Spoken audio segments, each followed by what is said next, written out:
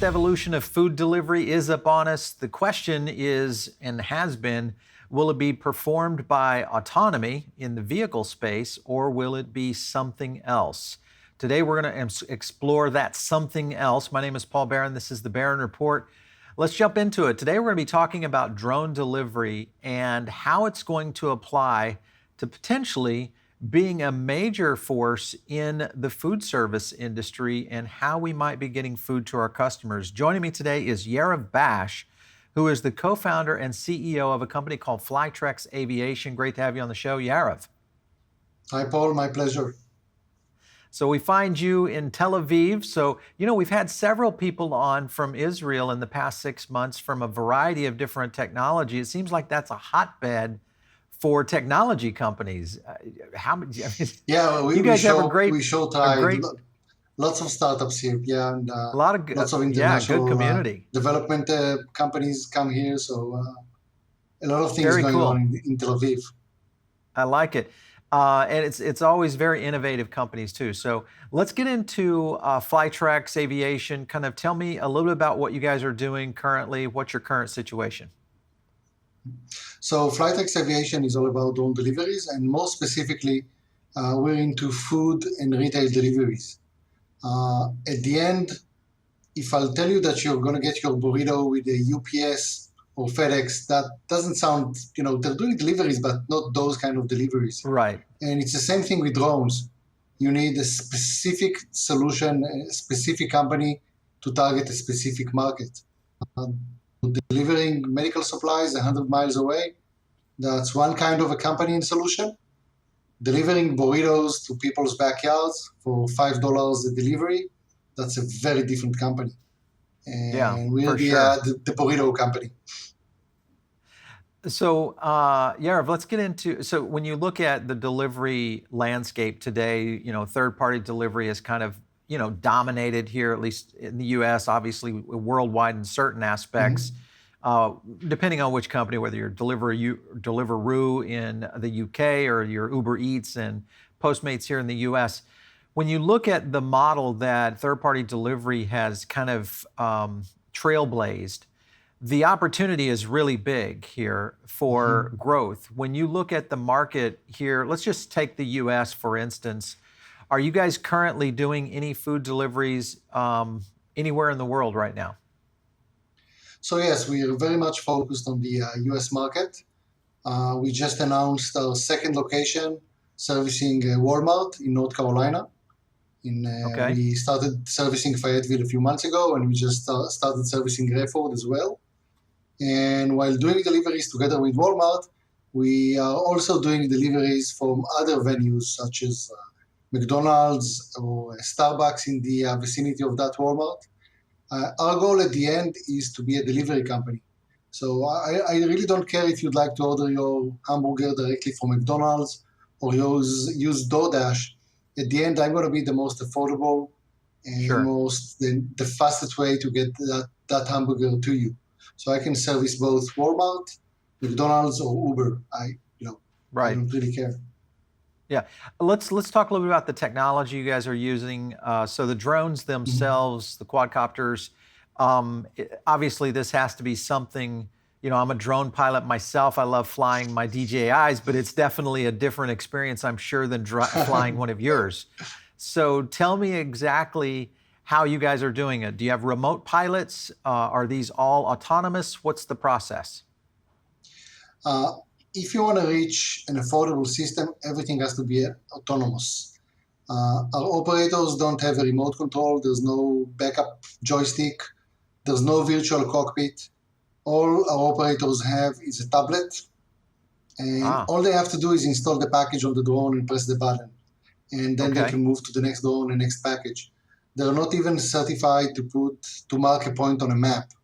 Everything is pre-surveyed, pre-known. So once you're making an order, all you have to do is input your home address, and we take it from there.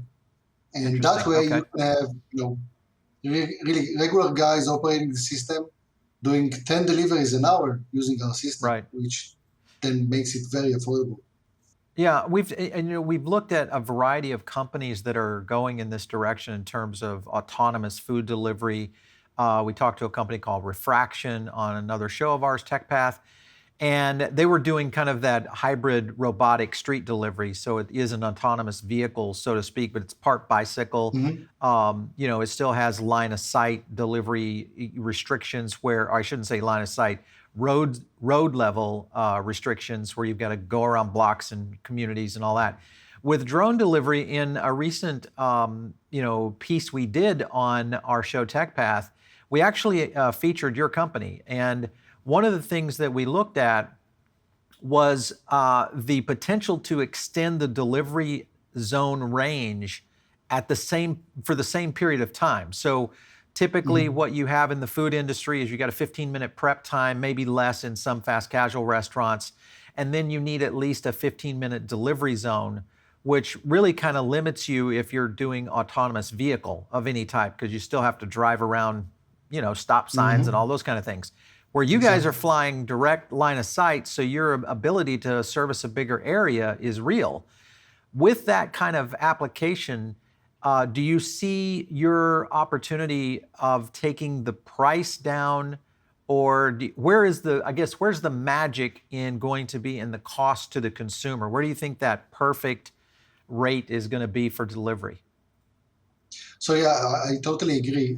Those drones are flying a lot faster and in straight lines. You don't have to stop at traffic signs or lights or any kind of. Usually the skies are pretty open, Right. and basically we can offer a more affordable service, and we can generate a lot more demand because we can reach further distances while preserving the quality restrictions of those different restaurants. As you've mentioned, for instance, 15 minutes, we can double the range within 15 minutes. And that really opens up those restaurants to a lot more demand than they're used to today. So you really enjoy both worlds, both more affordable service and bigger demand. Another nice thing that we've noticed is, you don't have to tip a drone. So that's another barrier that's gone. You don't have to think about if you've got small change, or do you have to put something on before opening the door. We don't have any cameras on board, so it's really it's your privacy is better preserved using our drones than a human could. Yeah. Well, listen, autonomy, I feel, and I've put out several videos and talked about this around different research projects, that autonomy is essentially going to be the end solution in any kind of food delivery of the future, and really light package delivery as well, to a certain extent. I want to jump back to your Walmart deliveries that you're doing in South Carolina. Obviously, those have to be lightweight. What's the max capacity your drone can carry? So we can carry up to 6.6 pounds to distances of 3 miles, so 6 miles back and forth. We're already working on a new drone that will be able to carry bigger payloads to further distances. Okay. How are you handling the recharge stations? Is this something where you're dropping in a drone port, so to speak, in a logistical center near that Walmart and flying it, or are you using part of the Walmart itself as an air base for your drones? So what we typically do in those stations is we just have a marked area on the ground, and the drone lands there, GPS based only. So it might go a feet to the left or right. 1 feet, it's 1 foot. It's pretty accurate. And then we just replace batteries, and within 2 minutes the drone is ready for another flight. So where does the drone maximize. Where does we have a small container, so we just put it in a storage in a small container. All we need is a few parking spots. That's it. And all right. That's what I'm getting at. So you essentially use the location that you're servicing, and then do deals with companies around that location. Is that kind of how it works? You drop ship a container. We can we can walk from a parking lot. We can walk from the rooftop if it's cleared. We can rent a nearby grass area. We just need a few foot by few foot. We don't need too much. A location that's too big. The system was really designed for those venues. Right. Yeah. Perfect. Okay. So that's interesting. I like that approach because I feel like that is something that people can understand. How hard is it for an operator or a retail operator to actually engage? They get how does it come to them? Do you ship it directly to them, and then they have like a little manual that Oh says, no. you So know, we're a one-stop shop. I mean, okay, so you guys so come. we have mm, we need to zoom out a bit. So 4 years ago, we were already doing drone deliveries above cities in Europe, delivering to people's backyards, and then we started working with the FAA, with the Federal Okay, Aviation Administration. And what I can tell you is that building a drone that can deliver packages to backyards, that's one thing. Building a commercially certified airplane that can work on a national right. scale all across the US, that's a very different mission. And Yep. it doesn't matter if you're Flytrex from Tel Aviv or Amazon from Seattle, it's going to take you 4 to 5 years. A few months ago, the FAA listed did a press release with the first few companies that are going to get the airworthiness. Flytrex is on that list, so we're very happy to be on that list. And basically, those drones have to be operated by aviation companies. So Hmm. it's very different than going into a Best Buy and buying the new DJI drone. Sure. It's more like buying your fleet of Dreamliners from Boeing and operating it as United or American Airlines. Yeah. So we realized that most of the QSRs or restaurants and retailers, even companies as big as Walmart, wouldn't start by operating their own fleet from day one. So we just Right. offer a complete service. There's a human that goes in and picks up the order, and then goes outside, installs it on the drone, and just does that again and again. Yeah, we saw a company in China called Ehang that Mhm. had a very interesting. I mean, they had a great video of how the product was being used there in China. I'm assuming there's a lot of similarities in terms of the interface. That, let's just say it's a Chipotle worker. They've got a parking lot or a parking spot that has a drone bay in it.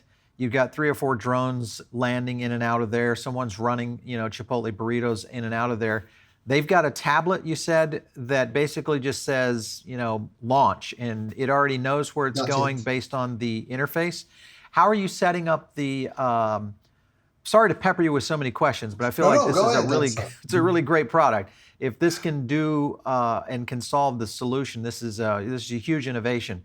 How do you deal with the interface into the point of sale or the e-commerce system that allows you to say, okay, John Smith ordered from Weston, Florida, and his address is X. My drone is sitting over at this Chipotle. I'm going to pick up John's order and deliver it to his address. How does that interface all occur? So everything has to happen, at real time. So there's no human interaction in the intervention in the process.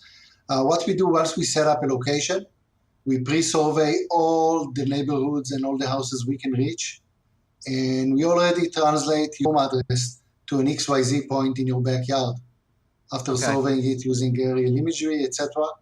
So Yep. once there's an incoming order, let's say you order something on McDonald's, so you input your home address as usual. Yep. McDonald's queries our servers, and if we support that address, Okay. that's it. We're good to go. And then our Yeah. operator doesn't have to do a thing. The address is already known, the Interesting. XYZ points is already there, and our operator doesn't even have to know where the package is going. He knows because he tracks the drone in real time on the tablet, but everything is already set up for him. So for the customer, I guess, who is in care, custody, and control of the order? Would it be McDonald's or Chipotle? Or once that it's handed off to Flytrex, does it become Flytrex's customer service problem? It's raining Uh, outside, or we hit a delay, whatever those kind of things could be. What happens if I'm a customer and says my drone didn't arrive? so currently we handle all of that. I assume that as things will progress and everything will be done, all the user interaction will be done through the retailers. They Gotcha. will be handling the customer service as well. Okay.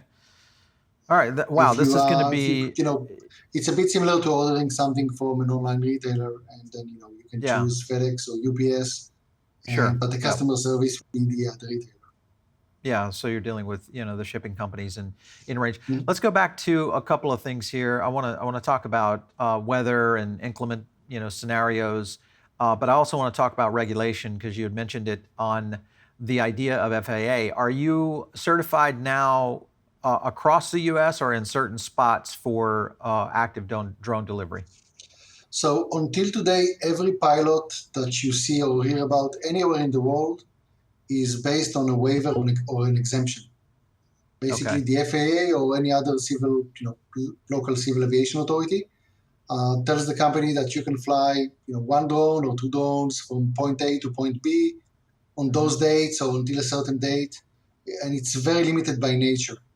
And a few years ago, basically, the FAA took a very progressive approach of saying, okay, this is going to be huge. We have to develop a complete framework and not just use Ah, waivers and exemptions for drone deliveries or for commercial drone yep. operations. Yep. And basically, what the FAA is now doing or finalizing is uh, certifying those drones as if they were airplanes. And it's pretty funny. I had Interesting. to get a waiver for seatbelts. My airplane doesn't need seatbelts, so we had to ask for a specific waiver for that. Or I'm not carrying the manuals, the flight manuals on board the airplane. I had to get a waiver for that. I had Right. to get a waiver for ashtrays. It's just like a commercial airplane. It's crazy, Right. and it's good because at the end, it's in everybody's best interest to make sure that our skies stay as safe as they are today. Sure. Okay, so going back to when I got my commercial pilot's drone Mhm. license, I remember that the ceiling limit for non-commercial drones, I think it was 400 feet or is it 400 meters? I can't remember.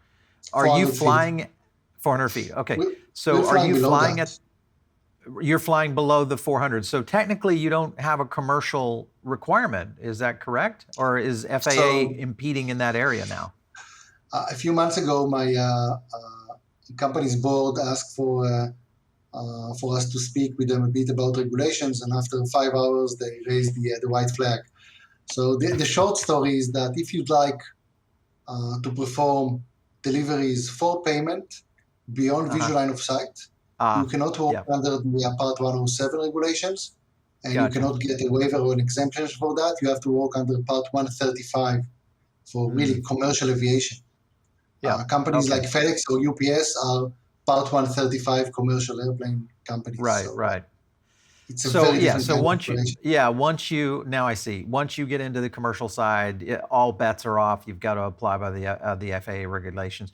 How long, when you look at this, Yariv, how long do you see it before we will see at least some states, maybe it's over here in the easy fly states like maybe Texas or Florida, or maybe to a certain extent California.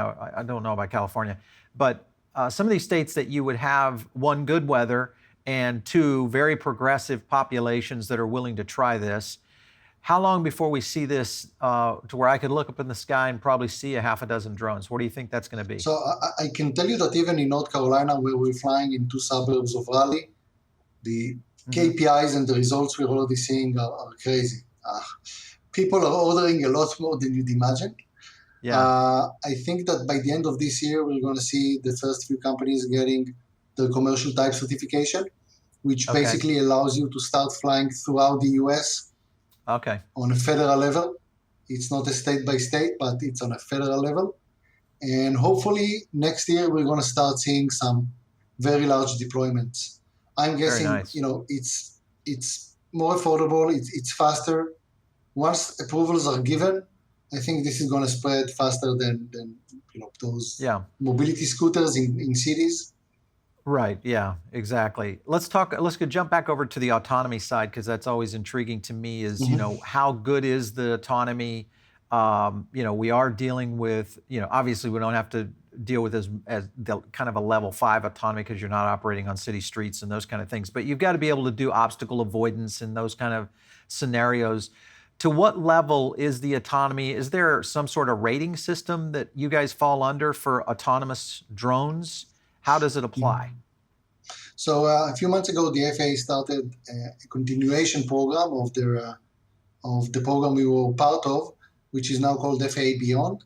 And that program tackles exactly that. How do you fly beyond Okay. visual line of sight? How do Right. you avoid obstacles? And how do you synchronize all those different vehicles in the air? So what we estimate is that by the end of this year, the companies, and hopefully Flytrex will be one of them that will be receiving the type certification, will be able to fly up to roughly 2 miles away, because the visual line of sight rules change under type certification in Part 135. You can put a visual observer on the rooftop, and all he has to do is look around, searching for other airplanes, and then you can Okay. have a fleet of drones flying up to 2 miles away, which for Ah, me, okay. doing backyard deliveries, short range, that's already amazing. I can Yeah. reach thousands of backyards, if not more than that. Yeah, for sure. Flying beyond that, 3, 5, 50 miles away, Uh-huh. that's going to take 2 to 3 years, because doing that on the ground is going to take a lot longer than that, and requires a Right. lot more computers and algorithms and development. The skies are pretty empty, but Yeah, nevertheless, sure. they're very safe today, and we want to make sure that we don't collide into anything. So it's going to take a few more, I'd say, between a year or two to reach that level Okay. of certainty. So really the market that you're going after is these tight-knit communities that have maybe not necessarily big cities, but maybe more suburb Oh, style. Or do you feel like cities are going to be a market for we're you? aiming at the suburbs. If you think about Okay. it, Yeah. the best user experience is for someone who has a backyard. If you're Yeah, living in an for sure. apartment building and you'll have to go to the rooftop or exit the building, you have to get Yeah. rest, stop the Netflix movie, or just you're just Sure. watching, say hello to your neighbor in the elevator. At the Hmm. end, at the end of the day, you just want to relax at your house and get your food. So if it's Yeah. the going to the back door instead of the front, that's easy. So the best user experience is in those suburban areas, Yeah. where basically most of the US population lives. So it's a huge Sure. market. Well, and of course, the migration we've seen here in the U.S. From cities to suburban markets has been pretty heavy, this past year. And I don't know that that's necessarily going to slow down, but the suburban markets have been growth centers and have just gotten bigger and bigger. So I could definitely see that. Now, I want to make sure I understand this. To be able to do this in an area like Raleigh, in the Carolinas. You've got a drone fleet there, potentially at a Walmart, maybe a Starbucks, and some other small restaurants nearby. You have to put a person in that market, a body in that market that essentially is doing visual line of sight to be able to be regulated, so you can do a 2-mile radius delivery. Is that right? So currently, yes, Okay. but in 1 to 2 But you're years, saying that's that's gonna going away. Okay, that's going yeah, to go yes, away. yes, yes. Ah, okay. So is So there a at the end, command center for all of this? Do you know where so all your exactly drones that. are? Someone like a air traffic control type system. Exactly. So the end goal for Flytrex as a company is to have an operator sitting in a room somewhere else in the United States, Okay. or those fleets of drones all over the country. You Yeah. don't really need a person to watch each and every airplane, because they're Right. basically flying autonomously. A few months ago, we did a demo to never mind to a very big organization. And during the demo, we've got 6 batteries. One of them stopped communicating with the flight controller. Each battery is a smart battery. The operator just got like a red line on his tablet that there's a battery malfunction. The drone automatically flies back, lands. The system, we've got an amazing, incredible cloud system. The cloud just marked that drone for maintenance, took it out of the available Right. fleet, and that's it. So the end goal Interesting. Okay. is for everything to be done autonomously with minimal human interaction. There's always a human being watching, overseeing everything, but the Right. idea is to make sure that that person is only needed in extreme cases. Usually, Yeah. he's just there to oversee everything and make sure that everything works. Sure. Okay, well, I think this has definitely got some legs, with all these regulate, especially if the regulatory side of it starts to really open up. I think this could be a big factor. If you look at the competitive market bases that would kind of go, because I don't necessarily see Amazon as a competitor in this space unless they get into food delivery, maybe, but unlikely. Of course, you never know with those guys. But Uber, Postmates, all these guys, I mean, this is a real killer to a vehicle driver, um, So especially in all of the aspects of the gig economy, the fact that it's a big vehicle delivering a $8 burrito that's driving around burning gas and all the economics behind that, which I don't even get into. But I could just see this. Why wouldn't Uber or Postmates or Lyft or any of these companies be just going full force into this kind of development in terms of tech and kind of rolling out a product like this? Why do you not see them going this direction? So I can say that we're already speaking with some of those companies that you've mentioned. We're happy to perform deliveries on their behalf as well. All right. I think that a lot of those companies have tried going into drone deliveries a few years ago, Hmm. and they saw that it's not there yet, it's not mature enough, Right. and they're just sitting and waiting to see the technology matures enough, Right. and then Okay. they'll probably go full speed ahead, probably doing M&As because again the barriers to entry. It's going to take you a few years to get that certification done, Right. Well, and I mean, it's Uber taking Amazon sold. and Google as well. So Exactly. Yeah, you're right. Uber sold its autonomy aircraft idea and stopped producing it. Lyft just here recently sold their entire autonomy program for self-driving over to Toyota, or to essentially the company that is owned by Toyota, to do advancements in full self-driving autonomy, primarily for passenger cars, not necessarily for delivery. And I've been arguing the point that eventually autonomy will take over food delivery. It's just a matter of what kind of device. In the past, I felt like cars were going to be closer, because I had a little bit more faith in Elon that he was going to get me a full self-driving robot car here soon. I'm not so faithful in that anymore after yesterday's earning call. I won't get into that as a well, Tesla he owner. is more focused on the moon these days, so Yeah, I'm well, okay with hey, everything he let's does. listen. I just want a good burrito, and I want it delivered, cheaply and Exactly, efficiently and exactly. accurately. I like it. All right, so let's talk about the aspects of growing the business, because this could go into other areas outside food delivery. Have you looked at other markets, whether it's medical or any kind of short, things like working with places like Walgreens for drug delivery, things of that nature? It could be really any retail application, even delivering flowers, I assume. Exactly. So once we set up a location in a shopping center, we can service all the different restaurants, but all the different retailers as Okay. well.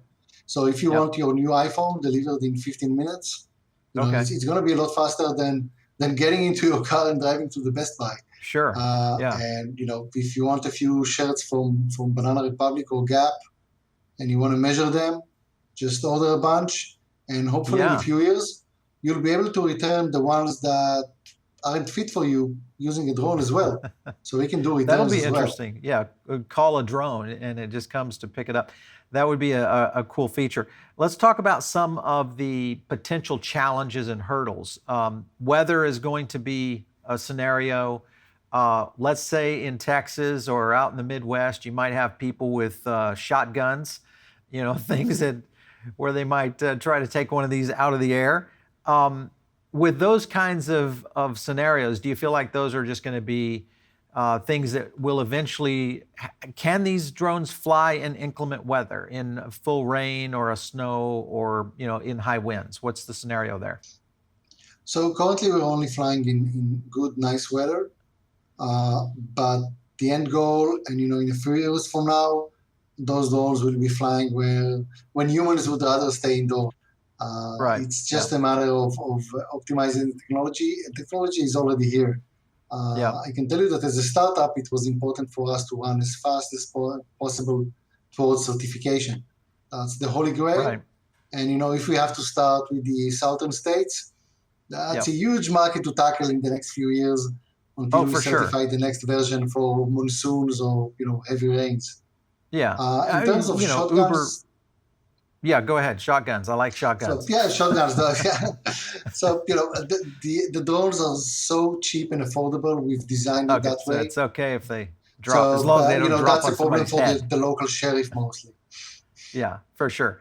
Okay, so there's going to be an adoption, period. Consumers are going to start getting used to these kinds of things. I think all robotic applications that we're going to start seeing in the next decade, there's going to be an adoption, curve that we'll see in just consumer acceptance for sure. So Let's talk. I can tell you from our current deployments, it's crazy. We've we've had some very busy days in those locations. With with some houses making more than multiple deliveries Wow. per Okay. day, Interesting. and nobody complained about the noise. There were no Yeah. complaints about those drones. Really, while we're cruising, you can't really hear or see us. Right. We then, when we're above your backyard, we lower to 80 feet, and then we lower the package on the wire. So All we right. So stay it up is a in the tether. air, so it's a lot Okay. quieter and a lot faster. And there's like a lady in a wheelchair that's using the Hmm. service because it Interesting. saves her from going outside of their house. Yeah, So for sure. it's the adoption has been so far amazing. Yeah, well, I think if you're doing tether drops and things of that nature, definitely could see Mhm. that. I haven't tried that. I need to try that with my DJI. Try to do it, Be see if I careful. Be could. careful. Yeah, A tether.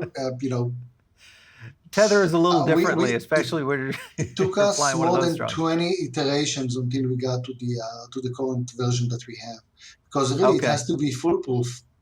Um, sure. an average Joe drinking a few beers, wanting a taco at 10 p.m., Uh, he's not going to watch a 2 minute safety video.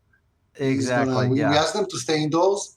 Uh, he can be under the drone taking a selfie. According to the FAA, Yep. we're being certified to fly above people. And even if Right. he tries to pull the tether, we just release the tether and fly back. We have to I be, see. So yeah, you've got safety concerns of all those. I guess you definitely start have to thinking about the crazy people that are going to try to do things that just listen. aren't, If you want to good. deliver burritos and do hundreds of deliveries per day in each location, you're gonna meet all the long tail of those Right. crazy people. Yeah. Well, good. I think pizza is going to be a great market for you. I think it probably would nest in under the 6.5 pound range if you didn't have multi pizzas out there. Any plans? Obviously, I'm assuming as the drone tech starts to advance, you'll be able to handle a little bit heavier weight capacity.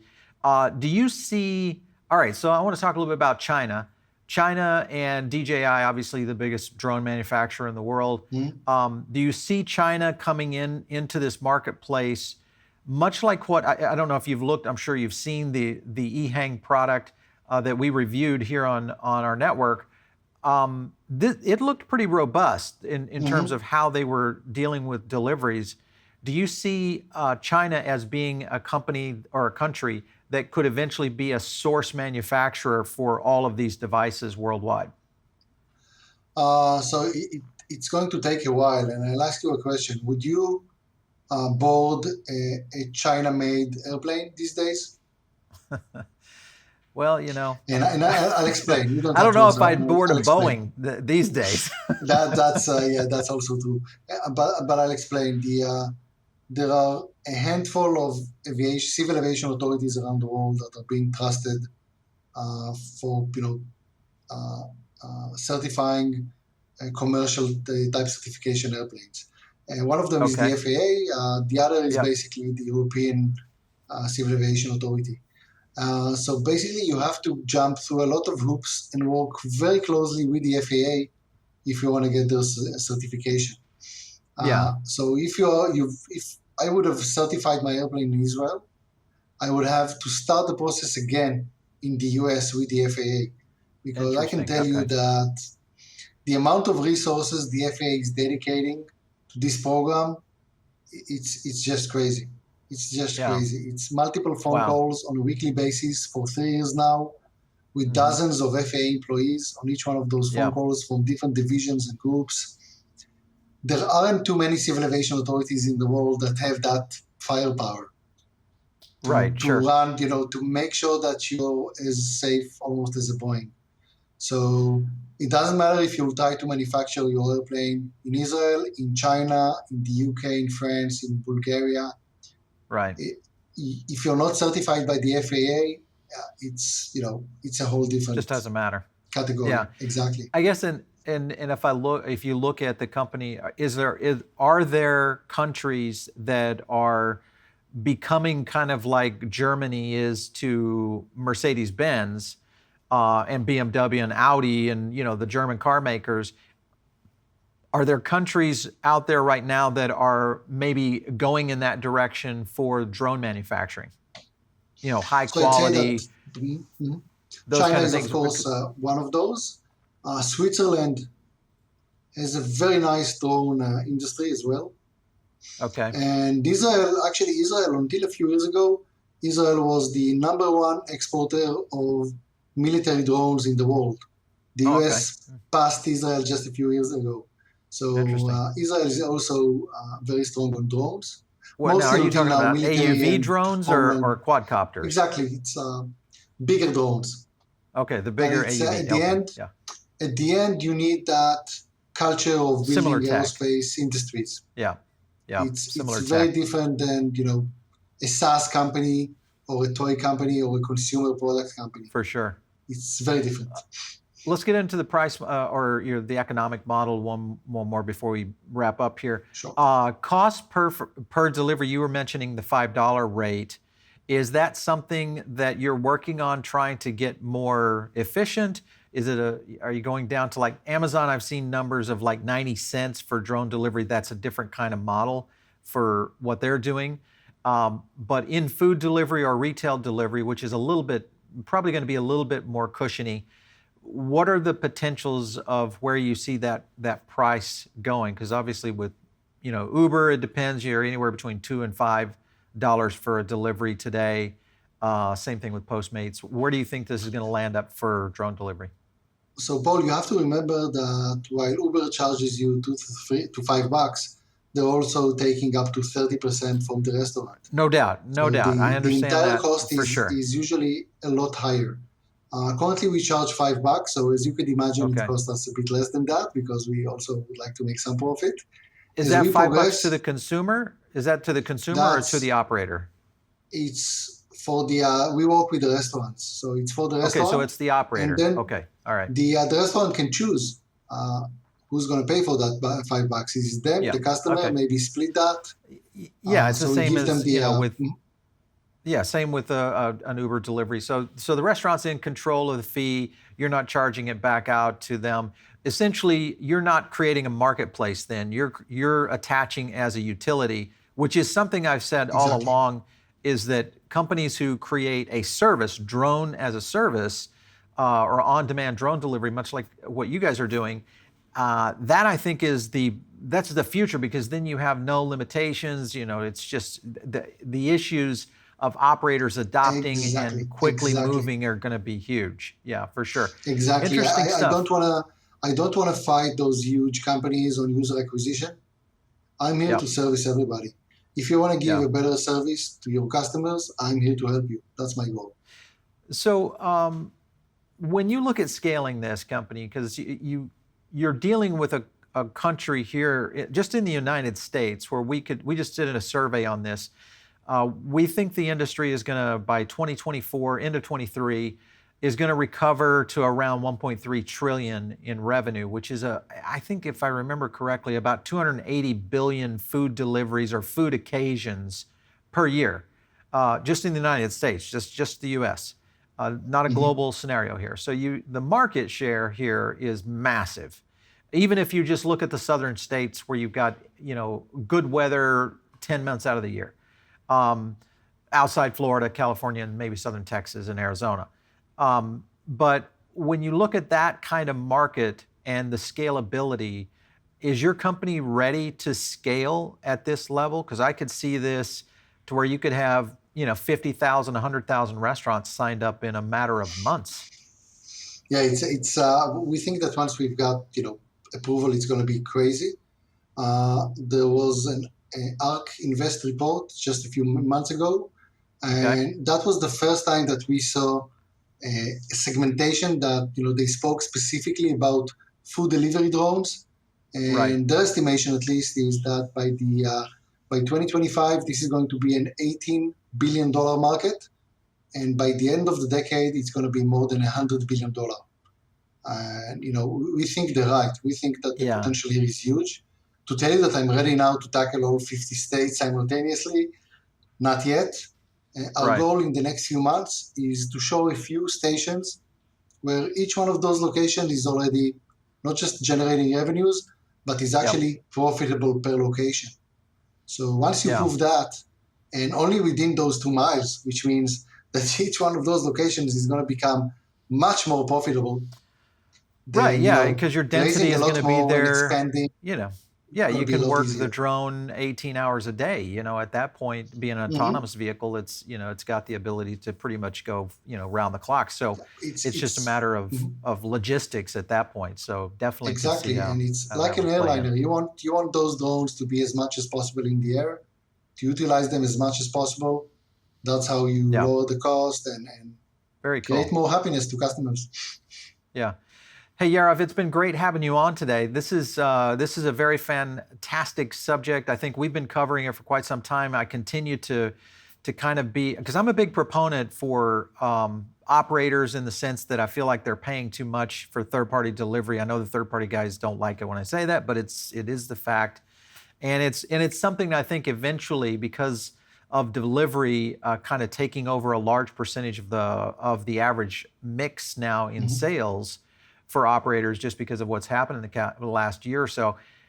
This is something that has pretty much shifted technology, or shifted consumer behavior, and I think now we're in an era where we're going to see some pretty radical advancements, such as real drone delivery. I used to kind of laugh at it and scoff that I didn't think it would happen anytime soon, but that was before we had a pandemic. Mhm. And we saw the amount of shift to delivery that we had to go and deal with in the industry. So you guys are onto something. Good luck to you. I'm going to stay very close in touch with you, because as things progress, we'd love to kind of cover this and see how things move forward with you guys here in the United States. Thank you, Paul. And I invite you and all of your viewers, if you happen to come to Raleigh, you're more than welcome to come to Rayford and Fayetteville. We've got a public drop-off point, so you can actually just download the app and just make an Oh, order and okay. get it by Boom. drone. I like it. You never know. We may go send a camera guy up there and do some drone So delivery. for sure, you don't even have to tell us. If you have tested us on that, and they just came and made the delivery. I like it. Excellent. Yariv, it's been great meeting you. Thanks again for stopping in today on the Barron Report. We appreciate it. Thank you, Paul. All right, you guys are listening in over on the podcast. Make sure and subscribe. That's how we get kind of feedback from you. And also, you can leave a rating too. Just give us 5 stars. If you have an idea for a show and you want to send it over to us, send us an email to just producer@revernetworks.com. You can also hit us up on social media, me at Paul Barron. And of course, if you have, like I said, if you have some ideas, just hit me up there on a DM. I'll be glad to kind of communicate with you there. Otherwise, make sure and subscribe right here on YouTube. Make sure and hit the bell for more notifications of content like this, so it's in your in stream there in YouTube. And again, thanks for stopping in on another episode of the Barron Report. We'll catch you next time.